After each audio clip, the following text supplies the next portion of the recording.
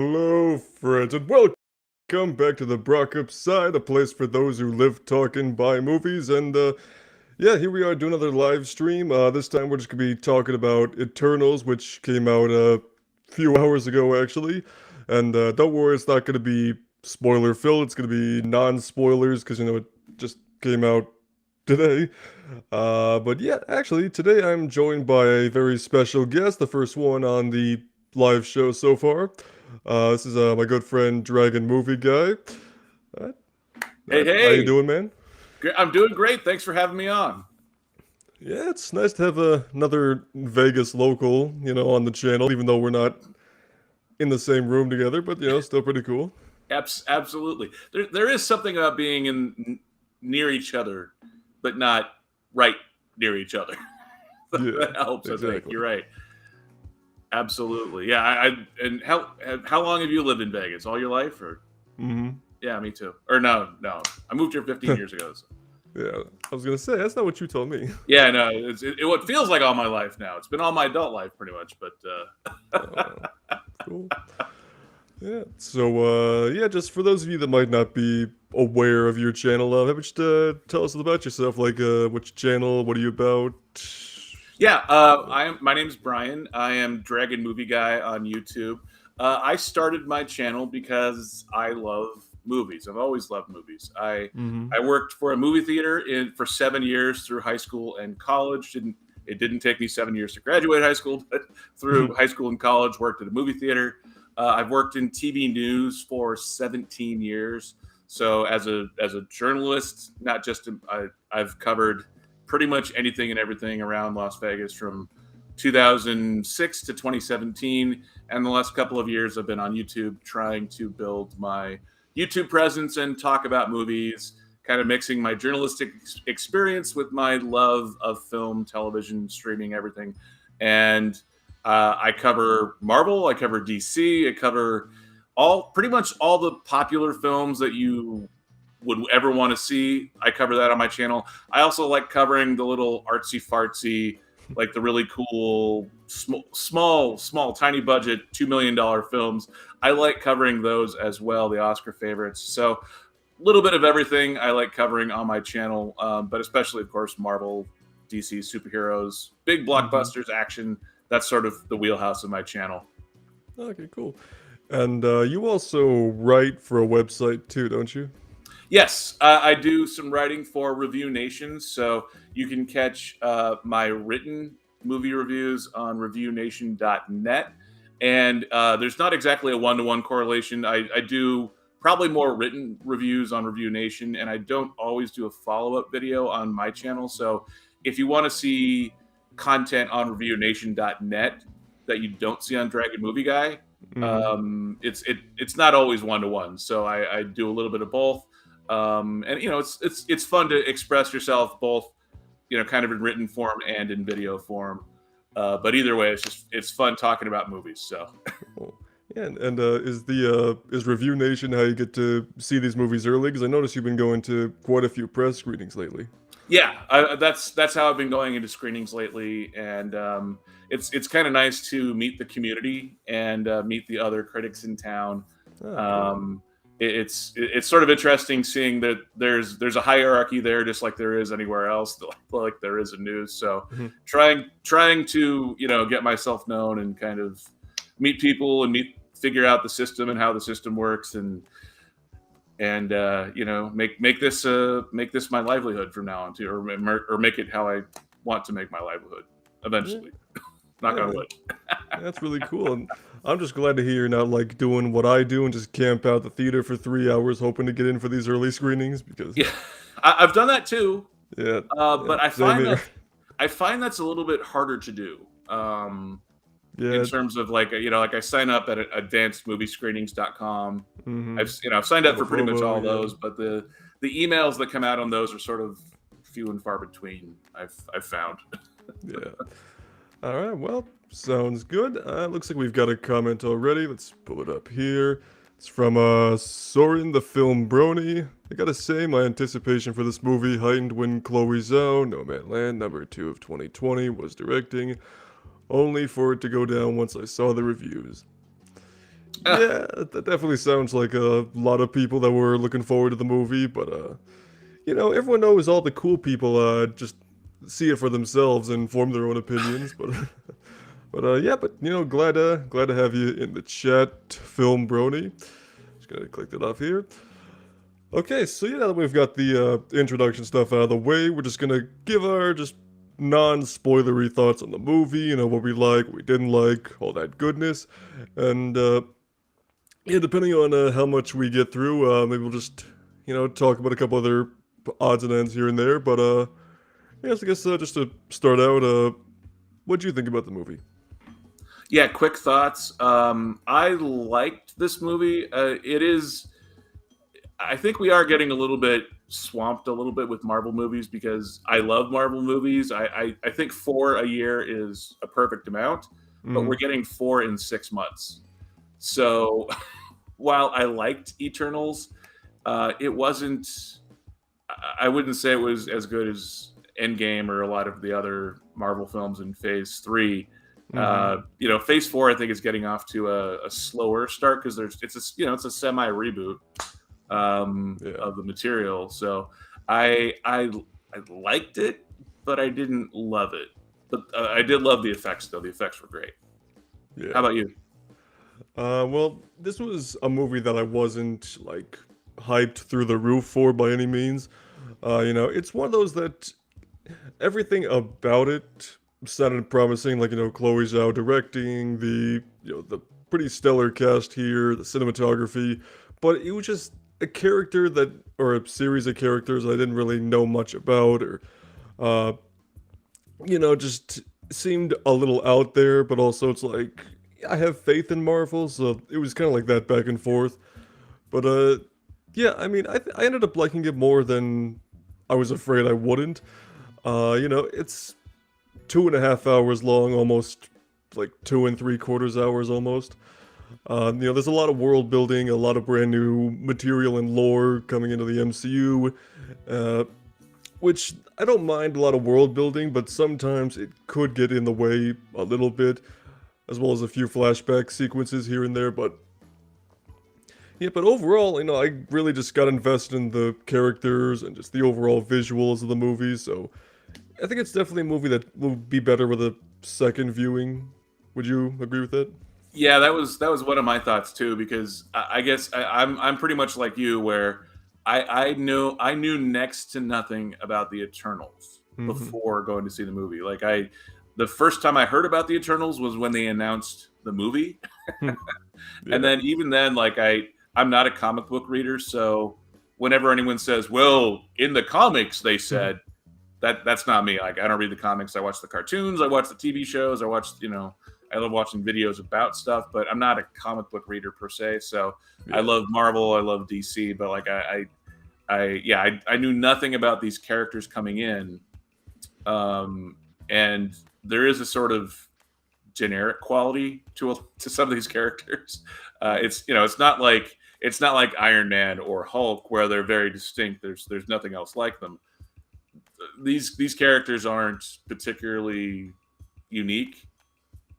So at least on first blush, and then, but I did like how they were presented in the movie, and Chloe Zhao. Yeah, and you're right. When hearing that Chloe Zhao was directing this film was also a big plus for me. So I didn't know too much about them coming in, but I thought the storytelling was pretty well done. Yeah. How they were doing the story. Yeah. I mean, there were some people that were like people online were making it out to be like it was this overly convoluted story. I'm like, not really. I mean, there's a few flashbacks towards like the first and second act of the movie, and then there's like one or two towards the end as things start to ramp up more. But otherwise, I didn't think it was that convoluted. Uh, Well, they're you know, they're, they're covering 7,000 years in 3 hours. yeah, So it'd be impossible not to do some flashbacks, but yeah, I actually thought those worked really well. mm-hmm, I'm a fan of flashbacks if they're done right, yeah, and Chloe Zhao I thought handled the storytelling right because especially if you're flashing back to something, revealing something about character that we didn't know before, and then that informs the character going forward. I usually think that's one of the best ways to handle flashbacks, and that's pretty Mm-hmm. much how she handled it in this one. Yeah, same with me. I don't mind flashbacks typically, but there were a couple towards the very beginning of the movie when things were, starting to be established, like when the deviants started to show up in the modern day, and they're like, "Oh, we gotta get everybody back together." Then there were a couple times where I felt like the flashbacks kind of slowed things down a bit too much. I'm like, okay, can we just get on with it, please? But aside from that, the other ones, like where certain big things are revealed towards the end. Not gonna spoil it, but I think they definitely got better and felt more natural to everything as it went on. Uh, See, I guess we'll start talking about the characters now. Among the main Eternals, was there one that like stood out to you among like above everybody else, or? I liked Kingo, Kumail Nanjiani's character. Yeah, me too. Probably the best out of all of them. I think Gemma Chan did a good job. I'm not really aware of too much of her work before this. I was looking at her IMDb page, and I've seen her in stuff before, but it didn't register to me that she was Gemma Chan. Mm-hmm. I guess I was hoping for a little bit more from Salma Hayek and Angelina Jolie in terms of them being main characters. But the one thing too is that I thought with 10 members on the team, 10 members of the Eternals, that's a lot of characters that I've never heard of before Yeah. to have in a team up movie and in terms of introducing characters. And I think she introduced them in the right way. But yeah, I really liked Kingo, probably the best out of all the characters. And then Richard Madden, I've never watched Game of Thrones, so I mean, I guess yeah, he's got a square jaw, so he's a handsome dude, but I didn't get like a whole lot of personality out of him. So I haven't watched Game of Thrones. I have nothing against it, but I've never watched Game of Thrones, so I don't know. I didn't quite. I mean, I get it. Yeah, it's a worldwide famous show, and that's why he got the role. But I thought he didn't bring a lot to the role for some reason. Yeah, I would agree. Kingo is definitely my favorite character. He's got the Kumail Nanjiani personality in there, which is of course why they hired him. He's got great comedic timing, and and I thought and also the fact that he also had some good. He handled the serious moments well as too, because up to this point we've only seen him mainly in more comedic things.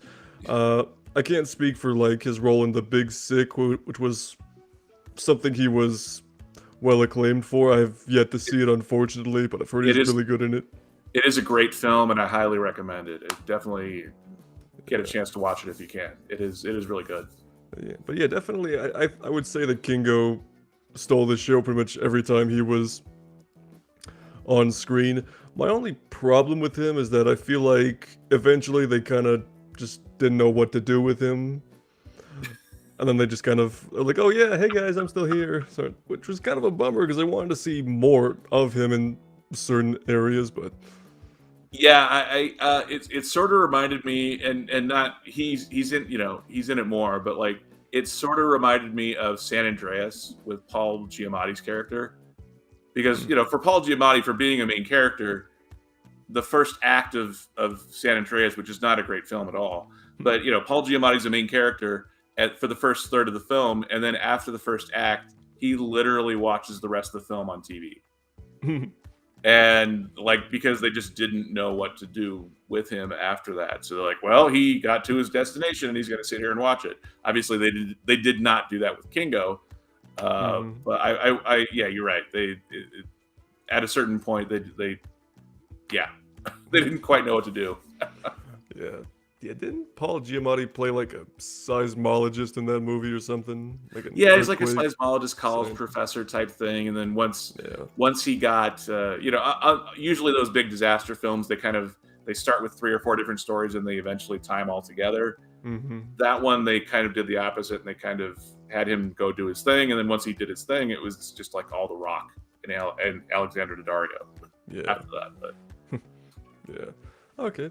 So yeah, before we go further, we got another comment here. I think it's from Film Brony once more. Yeah, so far, Marvel Studios has not made a bad movie. Even their weakest affairs like Doctor Strange, Captain Marvel, Iron Man 2, and Thor 2 have something to look back fondly on. Yeah, I mean, there aren't any MCU movies that I straight up dislike, or there's none that I don't think are simply bad either. I think there's like really good movies, good ones, okay, and then like least good movies. That's how I like to phrase it. Yeah, I would say I love the MCU. I love all the films except Captain Marvel, and Captain Marvel is still well done for the most part. Although its Yeah. filmmaking is not as good. I think it's a little bit sloppy. Mm-hmm. But there still are redeemable parts about it. Like I like to say that I like every single MCU movie better than whatever the quote unquote best DCEU movie is, even though I like Justice League characters better than Avengers characters overall. Yeah. So that's sort of my take. Like, Yeah. I mean, even when an MCU movie is not your favorite MCU movie, it's still got that general Marvel seal of quality to it. So it's like at the very least it's gonna be well made for the most part. Good direction, lighting, good performances all around. They will falter once in a while, like he said with Thor 2. Like, who ever talks about Thor: The Dark World? But I actually like Thor 2: The Dark World. I yeah. mean, I get where people say that Malekith is not a great villain. I do agree with that. But in terms of just, I remember watching it in theaters and thinking, well, it's a fun sequel. It's a big sequel. The effects are good. We're seeing all kinds of weird stuff with Thor and Natalie Portman just going through holes in space. Like it was. I actually liked all of that. I like the idea of Darcy having an assistant. If Darcy the intern having an intern herself, I actually liked Yeah. all of that. Uh, Yeah. like my bottom couple Marvel movies would probably be like Iron Man 3, just because the effects weren't as good in that with Shane Black directing. Mm-hmm. And then ironically, I loved Shang-Chi because Shang-Chi kind of retconned the Mandarin himself, Ben Kingsley, and it was sort of I think a quasi apology to Asian Marvel fans because Yeah. having the Mandarin as Ben Kingsley was sort of a weird way to handle that character. But yeah, other Mm-hmm. than that, for me, Marvel has yet to have a stinker, has yet to have a clunker. Yeah.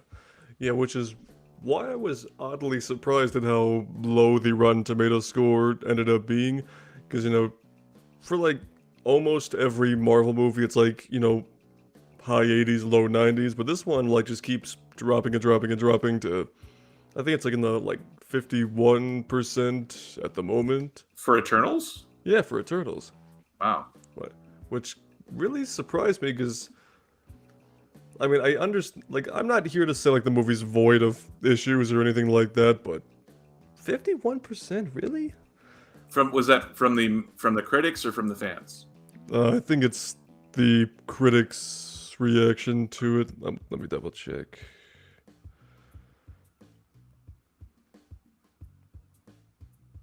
Well, when it is funny because I do have issue with a lot of critics in general. Like you and I were just starting out our critics journey, and I get how if you just watch a ton of movies of every kind that you're not necessarily looking forward to, you're just watching them to cover them. I get how people after years and years and years can develop more of a personality and an opinion. But Mm-hmm. I think with a lot of critics just they like something if it's different, and thinking that different is good when different isn't good by definition. It's just different. Yeah. I look more for what the movie was trying to do and how well it accomplished it for the most part, and as well as how I like it. But yeah, like a lot of critics, I think they want more. Ooh, it's different. Like the types of credits that have a quirky affectation, like a weird haircut or Mm-hmm. strange facial hair, or they wear a bow tie all the time. I don't know, like you know what I mean? Like, Mm-hmm. Yeah, but yeah, just double checked the score now. It's at 50% for critic consensus, but audience score is at 86. So, what does that tell you? I generally go. I don't spend a lot of time on Rotten Tomatoes, but I do find the juxtaposition of those interesting, and I would say the audience score more often, more accurately reflects how I feel about films. Mm-hmm. Because first and foremost, I'm a lifelong film fan. Yeah, yes, I bring the journalistic backing into that, and we're you and I are both sort of in the beginning of our critic journeys, but I Yeah. you know I believe that you can find good in pretty much any film, but yeah, as far as like ranking stuff and rating them, I side more with the fans in terms of Mm-hmm. Rotten Tomatoes rankings than oh well, they were sending a message about, I don't care about that, I care how good it was. Yeah. Yeah, it seemed, yeah, to me it seems like almost the opposite. Like whenever the critic score is bad but the audience score is good, I tend to agree more with the audience side. But then like if the critical score is good but the audience score is bad, then I gotta favor the critics usually, which is kind of unusual. But yeah, but I think the biggest takeaway is just don't let a you know series of reviews that are just come together and thrown into a blender to make a score, decide whether you think a movie is good or not. Definitely just go out and see the movie for yourself and uh, form your own opinion. I realize we're giving our thoughts in a very public space right now, but still, it's like think for yourself, form your own opinion on it. I think a lot of it too is just kind of weird that I'm not sure how many people actually ever thought a Marvel movie or an MCU movie, to be more specific, would reach a rotten score because it's never happened before in the MCU. So it's like, oh, wait a minute. Well, I think there is something to be said for a little bit of Marvel overload in Mm-hmm. terms of critics, and maybe even with the public, because the criticism, and I get where they're coming from. I disagree with it, but I get where they're coming from. The criticism is that by having a shared universe like the MCU is, things tend to follow more of a formula. They tend to follow more of a generic type thing. Mm-hmm. I see where that criticism is coming from. I disagree with that take, but I understand where it's coming from. And no one's ever done anything like the Marvel Cinematic Universe before. I mean, we've had sequels and we've had occasional spin-offs, but nothing as interactive and three-dimensional and a full universe where you're seeing you're seeing Robert Downey Jr. play Iron Man, Tony Stark Iron Man, like believe 9 times in 10 years or 11 years, whatever it was. Like, Yeah, something like that. yeah, the same over time, and pieces fitting in, and parts of a movie referring to another part. Not that's never been done before. So that script has never really truly been written before this. So I understand that criticism, but I actually I bow down to Kevin Feige in terms of building something that never existed before and not having any clunkers along the way. I mean, Mm-hmm. that's not saying that every movie is perfect, Yeah. but for every movie to at least be good is an accomplishment that I've never seen before. Yeah. Yeah. So kind of touched a little bit on like the Marvel formula there, a little bit, kind of how they all feel like they belong in the same world together, and they kind of follow a lot of similar traits. How would you say this movie follows the quote unquote Marvel formula? I actually think that this movie, along with some of the other Phase 4 films like Shang-Chi, I would put in that category too. I would say that this film kind of is testing the waters outside of the central formula. In the same way that Black Panther was, yeah, sure, it's in the MCU, but Black Panther was sort of a standalone, like it really did its own thing while having a similar visual aesthetic.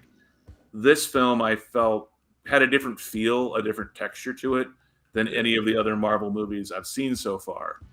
Um, Not necessarily in a bad or a good way, but it did feel different. It felt a little bit more detached, and I was Mhm. obviously that's because of the nature of the Eternals. It was a little bit more detached than the other Marvel movies. But yeah, I thought it was a little bit quieter of a film. It wasn't quite as bang explosion. I mean, obviously they had those, they had action scenes, but it Mhm. wasn't quite as visceral. It wasn't quite as Captain America getting in a fist fight and and the blood flies Yeah. everywhere. Um, yeah, I felt that was a little bit different, a little bit more from a distance, a little bit more aloof. I Yeah. felt. Yeah, that's basically been, I think, the name of the game for season 4, or sorry, phase 4, is just what else can we do and let's experiment a bit, because this is also the phase where all the Disney Plus shows came into play too. WandaVision, Falcon and Winter Soldier, Loki, uh, What If, amongst all these other ones. And a lot of those projects, Disney Plus and movies in general, have been a bit more creative, like WandaVision being about, stepping into different TV shows while, Wanda is struggling with losing vision and all that. And, a lot of, and Eternals like one of those, okay, let's see how far we can go with all this. Because, like we both mentioned at the beginning, we have no real idea who the Eternals are. We're not big comic book guys or anything like that. We even, like, and I don't think the Eternals have been in much in the way of like other Marvel media. Like they haven't shown up in any animated shows or video games or something fairly accessible like that. So it's also one of those like, okay, we can probably pull this movie off just because we're Marvel, we know what we're doing, and people will go to see it because we're Marvel, we know what we're doing. They trusted us to make a talking tree and a raccoon work, so they're gonna see anything with us. So yeah, I mean, I definitely appreciate that the movie feels like a Marvel movie, but only like at like bare bones requirements. You got your plenty of humorous moments. There wasn't a lot of laugh out loud humor in the movie. I feel like compared to other movies, it's a little bit more like a kind of like a haha chuckle kind of humor in there, which I thought was nice because sometimes like the over the top slapstick comedy that the MCU can get into sometimes can get a little annoying. But Well, and you know, on further thought too, one of the things that I love the most about Kevin Feige is, sorry, Kevin Feige. At least in my opinion, what Kevin Feige does really, really well is whoever the central character for a story is, he takes the essence of that character, whatever the distilled essence of that character is, and builds everything else around every other thing, all the characters, all the storylines, everything else reflects whatever that distilled essence of that lead character is. hmm, And obviously, there's only been two team up movies as origin stories, this and Guardians. So that's harder to do with this one because we haven't heard most or a lot of us haven't heard of any of these characters before. But if you're looking at even the Incredible Hulk, way back when Louis Leterrier directed the Incredible Hulk as the second film, mm-hmm, that was still a central. The basics of that character were still centralized around the Hulk. It yeah, wasn't like like I liked Wonder Woman, but Wonder Woman was a little bit more herky jerky, and it wasn't all about Diana Prince Wonder Woman. This, so to stray away from that with a bunch of characters we haven't heard of before, I think was one of the differences too with this film with the Eternals or yeah. Eternals. Sorry, I always added the in front of Eternals. Mm-hmm. Yeah, Whatever I say. well, to be fair, it was originally called The Eternals. Then they dropped the at some point in the last few years. So, it's not technically wrong, but yeah, uh, yeah, that's a good point too. Like how you still feel like the main focus of the movie is the main character, whether they be in the title or not.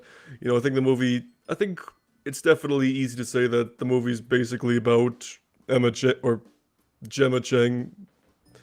That's her name, Gemma right? Chan, Gemma Chan. Sorry. Cersei. Yeah, it's like she's definitely the main character. She seems to get the most amount of focus. She's the one that's kind of destined more or less to kind of be at the forefront of the Eternals after as the movie progresses. And I think that's a good point because a lot of the flashbacks center around like her and her relationships with the other Eternals over the years.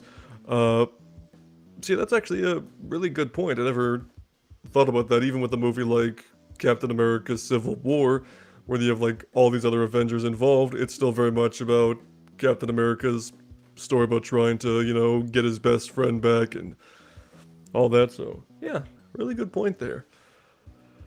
Thank Uh, yeah. Yeah, and it's tough too because when you have point of view characters, which is Cersei was clearly in this one, we're seeing it through her eyes or her point of view. Yeah, that is a lot harder to do with a character we haven't seen before, for sure. Yeah. hmm Yeah, and also just the fact that the Eternals is a very large team of characters, unlike the Guardians of the Galaxy, where there's like less than half a dozen of them, so you can spend plenty of time to set them up. So you can introduce Peter Quill at the beginning, then get into Gamora, then Rocket and Groot, and Drax finally. So because that's only a very small handful of characters, they all fit very easily onto a poster without crowding each other. Yeah, And and there is something to be said too for limiting the amount of characters in any particular scene in terms of character dynamics. mhm, Um, seeing the first Guardians of the Galaxy movie, really there's only 5 characters in that team, and it expands in the sequel. But even if you look at Avengers: Infinity War, all these characters, but most of those character scenes, there's 4 or 5 principal characters in any scene, and they kind of some people go off and do whatever.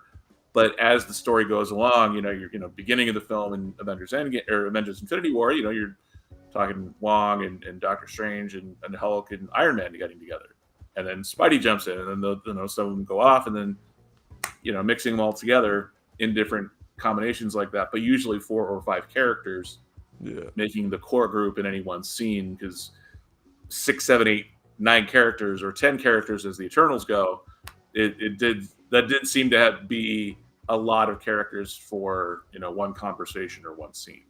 Yeah.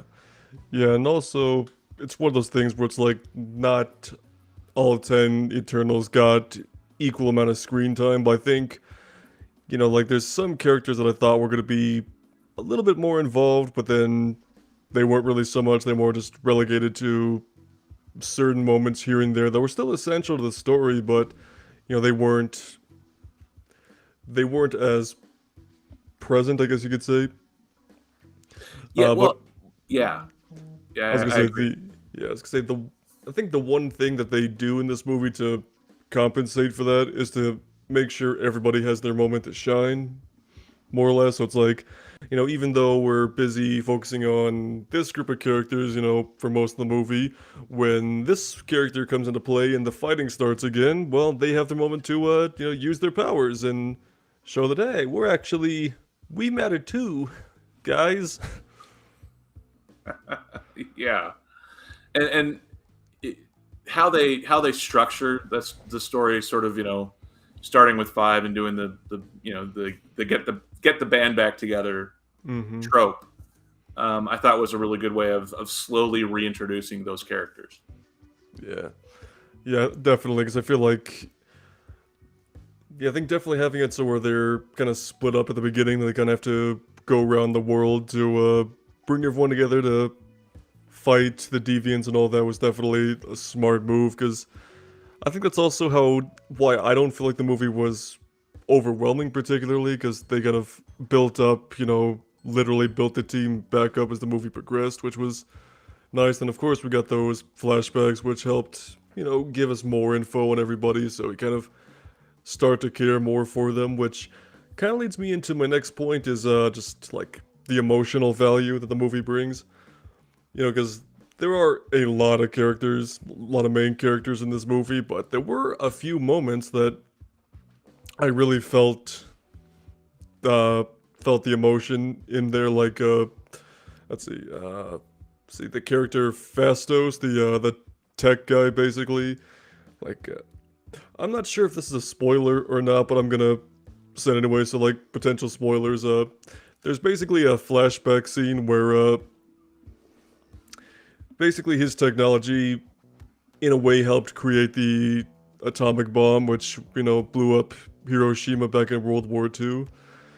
And there was this flashback where he's just sitting like in the ashes of Hiroshima, just crying his eyes out, being like, I did this, I caused this, and it's like I really felt that. It's like a feeling of everlasting guilt over something like that.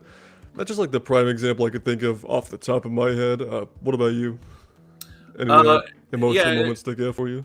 in terms of emotional depth and moments, I thought the character of Sprite was an interesting character, in terms of her emotion and kind of always being on the outside looking in, like never really being allowed to grow up.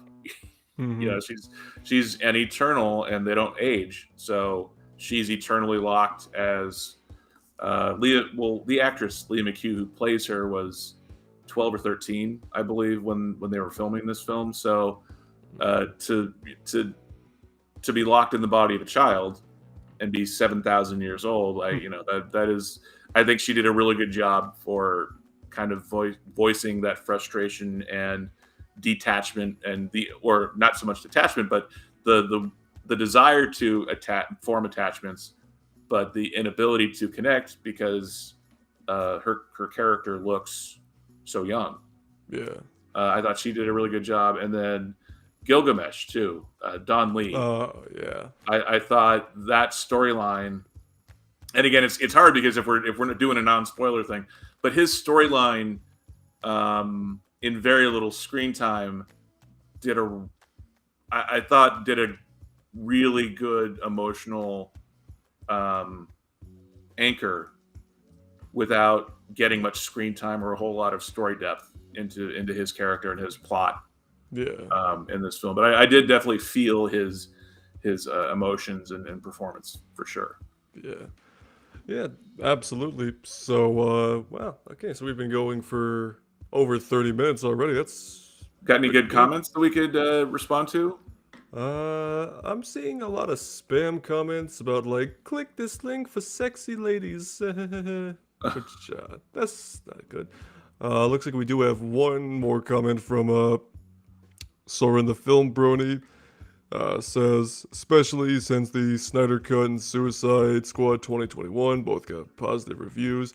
Yeah, he posted this a while ago. I think it was when we were Yeah. discussing Rotten Tomatoes and Well, scores and all that. and it is one I know a lot of people like the Snyder Cut. I really, really, really, I cannot emphasize enough how much I disliked it. I didn't think it was bad filmmaking, but I just loved, or I hated the artistic direction that Zack Snyder took with that story and with those characters. The interesting thing is, I think Suicide Squad 2021, or the Suicide Squad, is similar to the Eternals in a lot of ways, because the Suicide Squad was sort of a quasi reboot, but and it also had a huge team of characters, and to try and introduce or reintroduce so many characters like that is, we're seeing even from James Gunn, that's a hard thing to do, and that was a good movie, but it wasn't as smooth as as Guardians of the Galaxy, with with a smaller number of characters to do. So I actually, I don't know. What do you think? Do you think the Suicide Squad would be a good analog for comparing it to how this, with the amount of characters of Eternals? I mean, that's kind of tricky, honestly, because, if you take a look at, like, the poster for the movie, you have, like, probably, like, more Suicide Squad members than there are Eternals. But the thing Yeah. is, like, most of those characters get killed off in the first 10 minutes of the Suicide Squad, then it focuses on, like, a solid, like, half a dozen or so characters at that point. So, and also the Suicide Squad is a bunch of, rogue bad guys, basically, that were just scooped up by the government, where the Eternals are these celestial beings, godlike powers that are around for 7,000 years and have stuff. So, I mean, considering half the Eternals don't get killed off in the first 10 minutes of the movie, sorry, spoilers, uh, yeah, it's kind of hard to say because it feels like it's very much like, I think you're not far off from that saying it's similar to some of these team up movies, but it's also kind of its own thing, but also it was no established characters previously, like none at all, which doesn't help. So I think there's definitely an argument to be made for it being kind of like the Suicide Squad. The other thing that kind of pops in my mind um, about this film that really is unique, and it is that this is really it's a superhero film, but it's a superhero film without a villain. And Mm, so often we measure how we view the hero through the eyes of the villain, whether it's Lex Luthor and Superman, or whether it's just Ironmonger to Iron Man. Usually we have that clashing of personalities, that personal conflict, and hmm. really this is a film without a villain for the most part. Yeah, I was actually going to bring that up because the marketing for the movie, the trailers and things like that focused mainly on the Eternals themselves, and there was this one deviant villain that was in like at least one of the trailers where he's like, "You can't save them all" or something like that.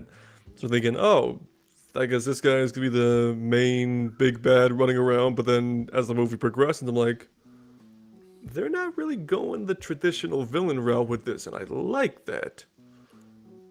Yeah, Fascinating. yeah. Can't get into spoilers, but Yeah, like well, and it's weird too because my rule of thumb for handling spoilers, now, everyone has different standards, but my rule of thumb is that if it's obvious, like really really obvious in a trailer, I can talk about it because then it's not a spoiler.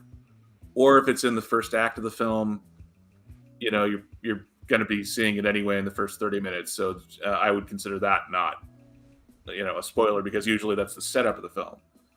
But the trailers for this film didn't. It was weird because they didn't talk. I mean, they talked a lot about story, but they still didn't say a whole lot. You know what I yeah. mean? Like, so trying to decide what is and isn't a spoiler for Eternals is a little hard because there's a lot of stuff that we could talk about, but I would generally think that they fall under the spoiler part of the category. But Hmm. but I don't know. What do you think? Like, how do you decide what's a spoiler and what's not a spoiler? Yeah, I mean, yeah, it's very tricky, especially when it comes to these Marvel movies, because they do a good job of not spoiling everything in their trailers. They keep a lot of mystery involved.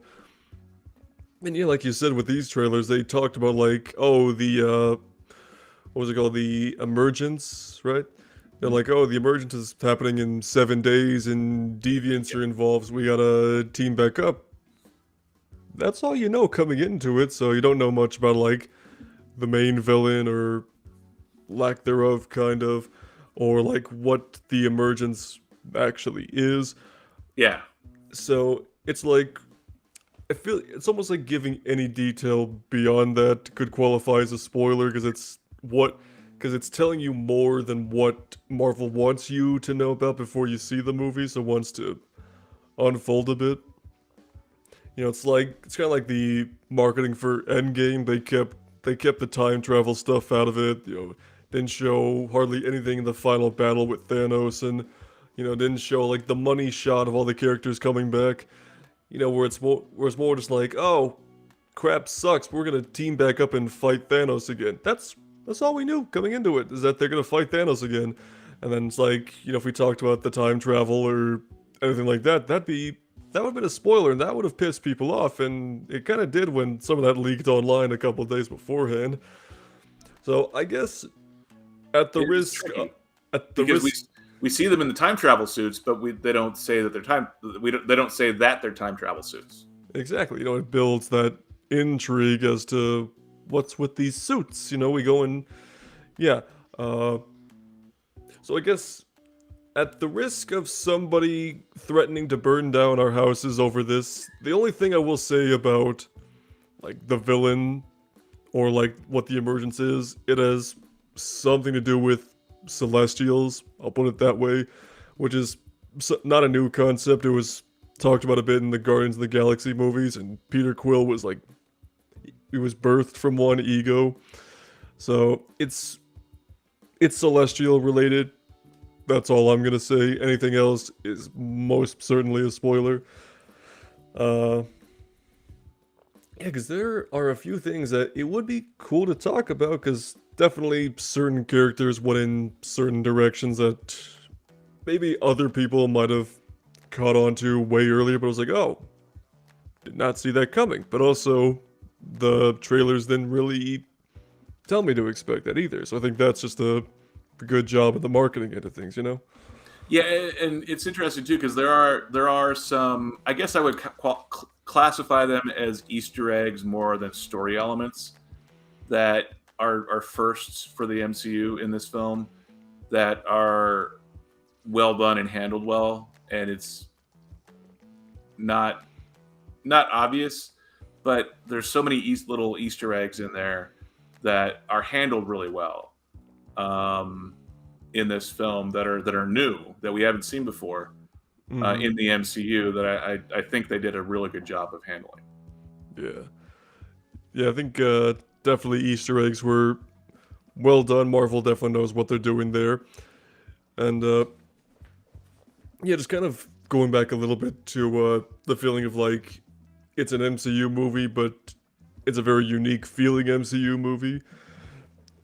Mostly, I think on the visual side of things, you know, the cinematography I thought was fantastic. It's definitely got that Chloe Zhao feel to it. Like if you saw Nomadland, it's very. The movie almost feels like an indie film with a non-indie budget. You know, a lot of natural lighting going on in the lots of natural lighting going on in the outdoor scenes and some of the interior, and just it's a very nice looking movie to look at, basically, which I think really sets it apart from a lot of other Marvel movies where it feels like this movie was more done. A lot of it was done more in camera than say in front of a blue screen in post, which I really appreciated. And yeah, and also talking about the production design, I really like just the Eternals suits themselves. I thought they had like just the overall aesthetic of their uniforms. Was trying to think about how to describe it, and I could want to describe it as like it's almost like man of really flexible, fancy stonework, almost. Like it's For the almost actual the hero costumes themselves.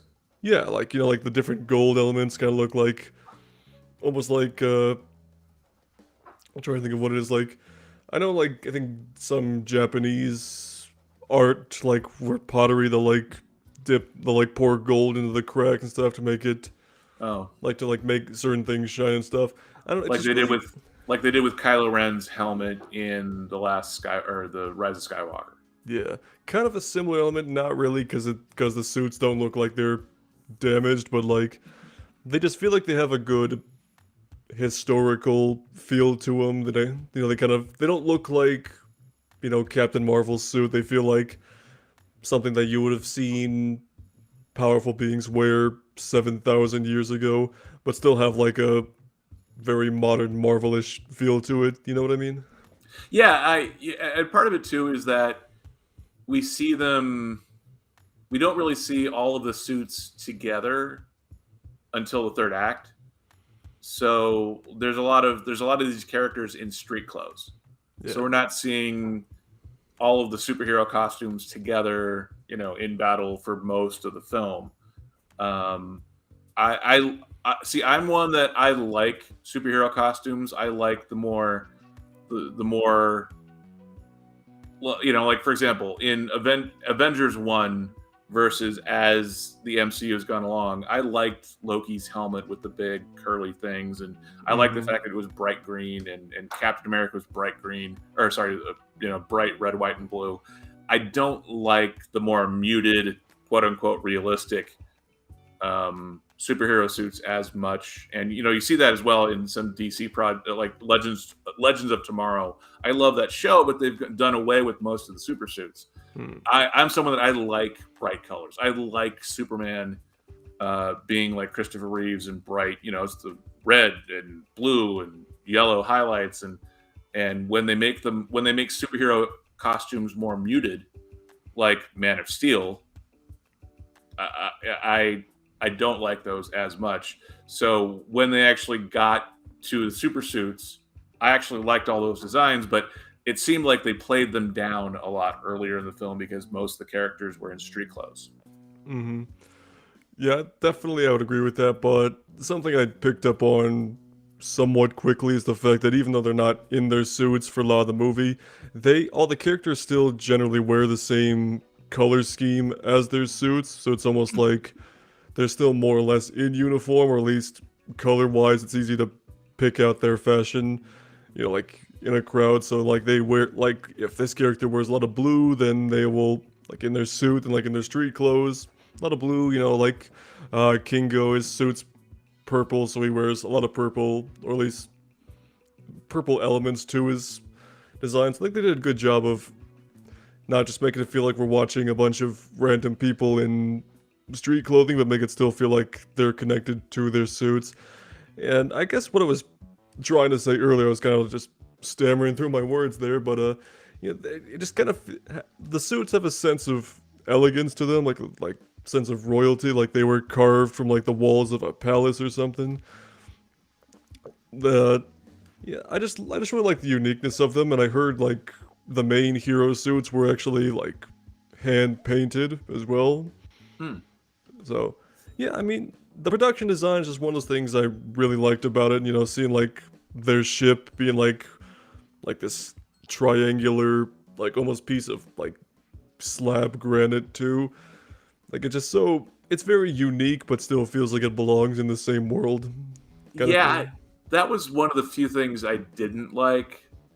Like, if for people that are fans of the Eternals comic book, I felt that design of the ship probably would really make them happy because it's probably comics accurate, which is something I don't care about. I care about the movie. I don't care about the comic book. Yeah. Like anything else, if there's book, comic book, cartoon, whatever the source material is, sure, it's good to pay homage to it, but I actually would have. To me, it looked more just like a geometric shape than a ship. Like to me, it was harder to get scale for that ship. I mean, yeah, I mean, we see the giant shadow come across, which is really the way to kind of show the size. But like if you look at like for example, in Empire Strikes Back, if you look at the Superstar Destroyer, Mm-hmm. that was the whole opening of that film was like showing the shadows and showing how it dwarfs everything else. And there was a little bit of that in terms of seeing how like the people were running around in front of the ship, but it uh, the ship design was something that I didn't think was as well done. Yeah. Especially because they're basically walking around in darkness for most of the time in that ship. Like it was really poorly lit. Yeah, I definitely understand that, but for some reason, I'm really digging sci-fi spaceships that are just straight up geometrical shapes. I don't know why, but it's just like something that a lot of modern sci-fi movies have done. I think that just, I don't know, it just works for me. Hmm. So I mean, yeah. because you could do that. I love I love the Death Star. I love the geometric shapes of Star Wars. I love the Borg cube in Star Trek. Mm-hmm. Those are all. I mean, even Stargate. The fact that they have the ships are pyramids. I agree. I like the geometric shapes, but there's something about just the wedge. I felt like I was playing Trivial Pursuit. Like you're trying to put the little wedge into the thing as you go Yeah. around the thing. But yeah, no, I see where you're coming from though. Yeah. All right. So looks like we're just about nearing the hour mark here. So, and we got one more comment before we just kind of wrap things up here a little bit. So it comes from James Borlin, or Borlin probably. Let's see, at Brockopp. Right now I'm watching Fear and Loathing in Las Vegas. So far it's a great film. Ah, Yeah, cool. Uh, great film. I haven't seen it yet. It's been on my list for a long time now, but yeah, I've heard really good things about it, and I definitely intend to watch it at some point. You Really know, well done. It's a little dated. Um, I really liked it, but it borders on too quirky without crossing that line. yeah, Like yeah, there's a certain thing where like when films, like for example Nicolas Cage films oftentimes go over the line in terms of quirky, like too quirky. Um, but yeah, Fear and Loathing does not cross that line. So it's a very quirky film. It's a really highly stylized film, but it is really well done, I yeah, thought. yeah. Is Fear and Loathing a? Is it a? It's not a Coen Brothers movie, is it? Oh, it's Johnny Depp as there's a writer, like a really stylized writer from the 60s and 70s, real life writer, and it's sort of his quasi autobiography about Okay. an acid trip in Las Vegas, Okay. Yeah, or it's taking not. drugs in Las Vegas, or whatever it was. I'm forgetting off the top of my head. I'm forgetting which one it was, but it was like a real life author. It kind of reminded me a little bit of On the Road, Mm, by Jack Kerouac, but Uh, like a really stylized drug fueled version of, if that makes sense. yeah, And Johnny Depp being Johnny Depp, and all that kind of yeah, stuff. But yeah, it's a really well done film, so it's definitely worth a watch. yeah, yeah. I just looked it up real quick, and it's not the Coen Brothers. I don't know why I was thinking that. I think just because anytime I think quirky movies, I think those guys. Well, it's highly stylized, so yeah, it's I could see that. Yeah, but no, it was actually directed by Terry Gilliam, whom I know a little bit about because when I was still in college, one of my film studies classes, we watched a couple of documentaries about like movies that were like a nightmare to get done. Like one of them was the Brazil. Apocalypse Now documentary. Like can't remember what it's called at the top of my head, but it's talking about like how they just spent like hundreds of days filming that movie and everything just went wrong, but they still turned out okay. But anyway, the second documentary we showed was about Terry Gilliam and his attempt to get his Don Quixote movie made, because the man has been trying for decades to get that thing done. And the documentary is from the like early 2000s, I want to say, uh, where like at that point it was like seemed to be all steam ahead. He was I don't remember exactly where he was filming on location, but it was on location. Showed him like, you know, casting like these two guys to play like giants and stuff, and uh, in the like main actors going, but then you see just everything started to go wrong, like locations and trying to film and weather just destroyed sets, and at the end it's like, oh yeah, we didn't make the movie because everything went to hell. Which yeah, but yeah. If you want another one like that too, watch the Blu-ray for Jaws, Oh because yeah, I've the seen that making of one. Jaws was like that for Spielberg, because he insisted on shooting on the water for all the realism, Hmm. and everyone told him not to do it, and he was like, "Well, I'm Steven Spielberg. I can do it. I'm 25 or whatever he was at the time." Yeah. And he was like, once they got done with the production, he's like, "Oh yeah, now I see why." Yeah, but on the bright side, Terry Gilliam did end up getting his Don Quixote movie made. He got Adam Driver to play the main character. It came out within the last 2 or 3 years. I think it's the last 2 years. I don't remember exactly, but What was the title? uh, something Don Quixote. I'm trying to I don't remember. remember the film for whatever reason, but I Yeah, I, it I was. It love Terry didn't. Gilliam. I love Oh, there it is. um, Monty Python. I love Brazil. All of he's. It's weird. I can't really name all the films off the top of my head, but there's Terry Gilliam. When you're watching a Terry Gilliam film, you're watching a Terry Gilliam film. There's just Mm-hmm. something about his aesthetic and his way of storytelling and his visual sense Yeah. that there's no one else quite like it. Yeah, it was titled "The Man Who Killed Don Quixote." Oh, okay. Yeah, from what I remember, it's like the main character Adam Driver gets like sucked into the world of Don Quixote and just kind of follows him around as he's, doing his Don Quixote things. It's another one of those movies that I've been meaning to watch just because the man's spent decades trying to get it made. But anyway, I think that was a fun little side tangent there. But Yeah, I was gonna say I have like an Adam Driver rant like loaded and ready to go because like it's. All right. I've been watching a lot of his work recently, and I'm just like, he's really good at playing an unlikable douchebag. He is really like I don't find him unlikable, but his characters are always unlikable douchebags. Yeah, like his character in What If. Yeah. Well, was he in the What If Disney show? Marvel Oh show? no! I'm talking about a different. It's a movie with Daniel Radcliffe, and Oh, it's from like pre-Star Wars, I think. But yeah, really good movie. I definitely recommend it. okay. But yeah, I guess we'll just kind of give our final thoughts on the Eternals before we end things off here. So yeah, I ended up liking the movie more than I was afraid I wouldn't. It's definitely ambitious as far as Marvel movies go.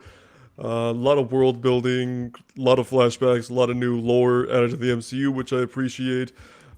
Cinematography was fantastic. Just love seeing these characters, do their superheroics like a lot of Marvel movies, but this one's definitely no exception. Uh, a couple parts, like with certain flashbacks, but like kind of drag things down a little bit, but not nearly as much as some people are saying. And yeah, those post-credit scenes, man, there were a lot of intrigue there. They were exactly the mid credits and then the post credits teasers were interesting.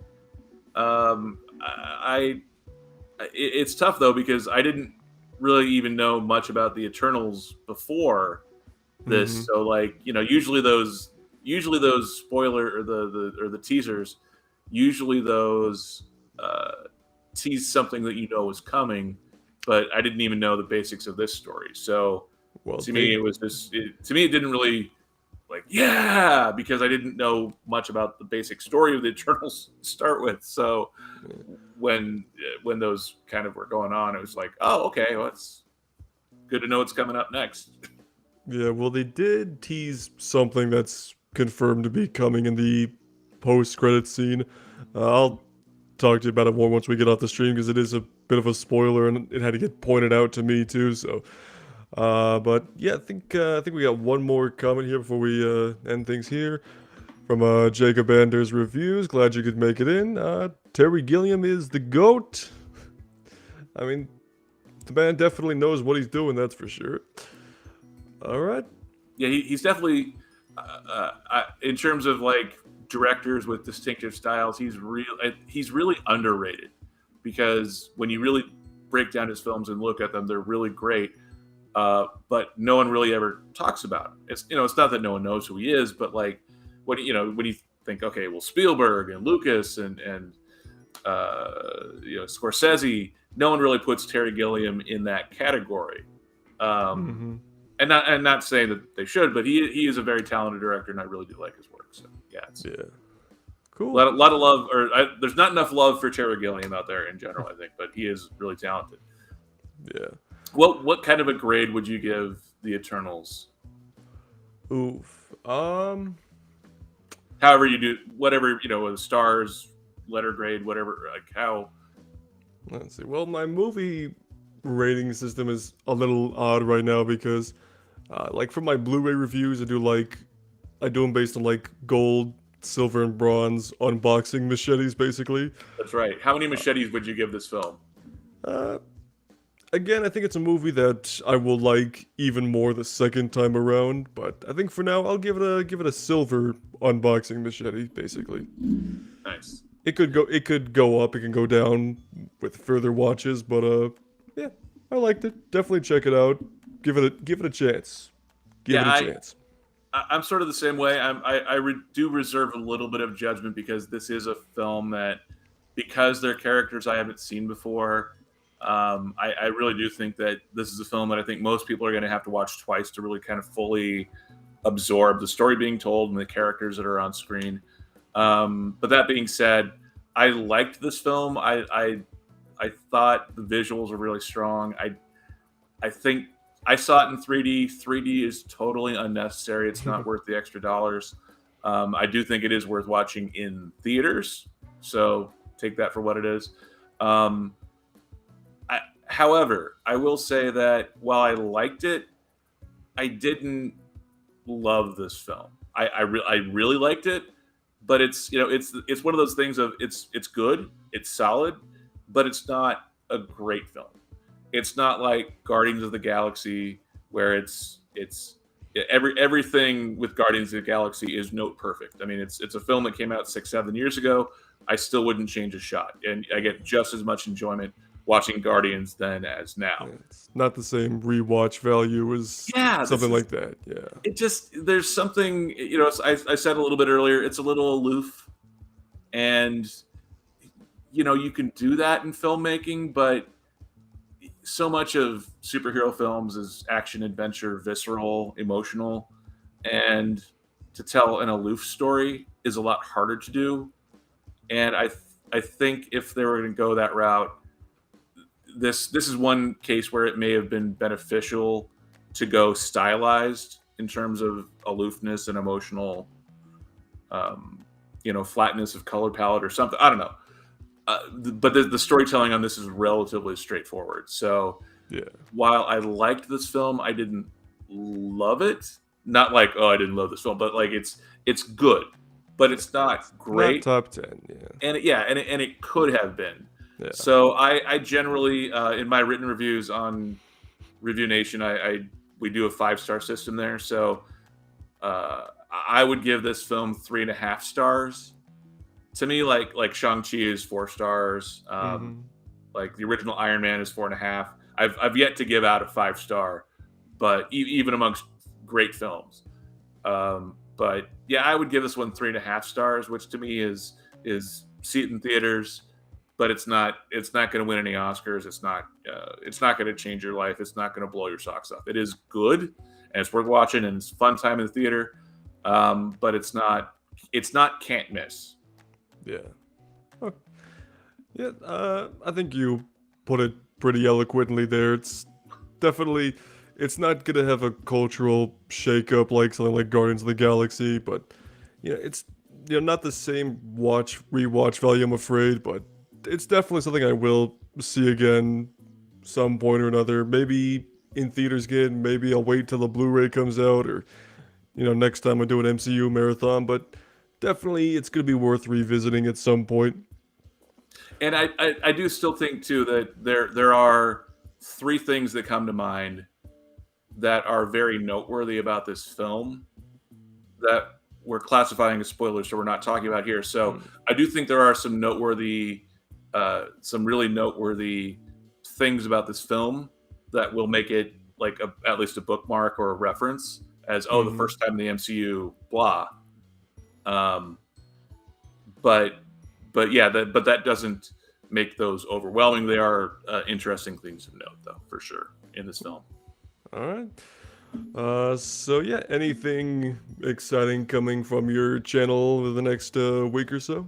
Yes. So the last month or so, I've been starting a new video series where the idea is that if you ever in your life have been watching a film and thought, wow, that is a major movie star on screen making $20 or $30 million for this movie. They must always have been movie stars. And, really they're just an actor or an actress up on screen. And yes, they're at the top of their business if they're making that much money in a film, but they started out like anyone else. At one point, if you look on their IMDb or their Wikipedia page, at some point they were just an actor or an actress looking to get hired.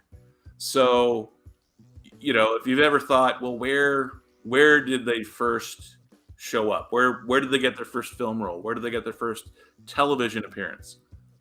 That's what I'm doing. I'm calling this series of videos First Credits, and I'm looking at several films, including I have No Time to Die. I have The Last Duel. I have one researched but not filmed and edited yet for Eternals, and the next one I'm working on is for Ghostbusters Afterlife, but it's called First Credits for each of those casts. So Oh, the cast cool. of Ghostbusters Afterlife, First Credits, and I'm just looking at those first appearances, how they got their start, um, how young they were, what how low budget was it, was it like a big thing, or was it just like some after school special? uh, it's really surprising when you start digging into it, where a lot of these guys started out, like even Matt Damon and Ben Affleck, who have been lifelong friends, literally lifelong friends. They got their starts in totally different ways. So like if you ever want to see where Ben Affleck and Matt Damon got their starts, look at my the Last Duel video I did for that. Hmm. So they're very different. It is interesting doing these research things because I'm like, oh, okay, blah blah blah, and then you actually start looking up and trying to find the video for them. And in most cases, I found the video. Sometimes I find it still, but it's always very interesting to look up how A-list actors got their start. And that's the video series I'm doing. It's called First Credits, and I'm trying to do them once a week, once every other week. But yeah, so my next one to look out for is I'm doing one for Ghostbusters Afterlife, First Credits, Cool. And where can they find this first credits video exactly? on Dragon Movie Guy on YouTube. I'm under Dragon Movie Guy, 3 words. You can also find me on Twitter and mostly on Instagram under @Dragon Movie Guy. So All right. find me all those places. Cool. All right. Well, I just want to thank you again for coming on the live stream here to talk Eternals. This was a lot of fun. Definitely a little bit of a new experience, which was yeah. I'm glad you were able to take part in this for me. Thank you. Thanks for having me. Yeah, it was a lot of fun. Cool. All right. So yeah, I think we're gonna end things off there. Of course, look out for some more stuff on my part. Got something hopefully coming out next week will be really cool. Don't want to say what it is just yet, but yeah. So until next time, we'll see you on the Brockopp side.